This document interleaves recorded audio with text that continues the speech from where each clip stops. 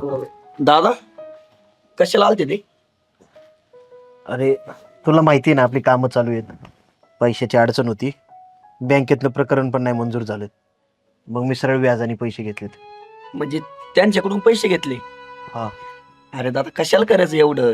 हे बघ, नसल होत नाही ऍडजस्ट तर बंद कर ना काम, नंतर बघू आपण. एकदा बंद पडलं की बंदच पडलं. काय माहिती आहे का तुला, इतके दिवस आपली जमीन पडीक होती आणि एकदा का आपली जमीन बागायत झाली की हे सगळे पैसे वसूल होतील. पण काही करून मला यंदा बागायत करायचेच. आपल्या वडिलांचं स्वप्न होतं आणि सगळ्यात महत्वाचं म्हणजे सगळ्या गावात आता आपणच मागं राहिलोय. त्यामुळे ती मला जमीन बागायत करायची. तू नको काळजी करू. पण तरी सांगितलं ना तुला. बरं चल, माझ्याबरोबर ये, राडात फटका मारून येऊ आपण. चल बरं चल. चला.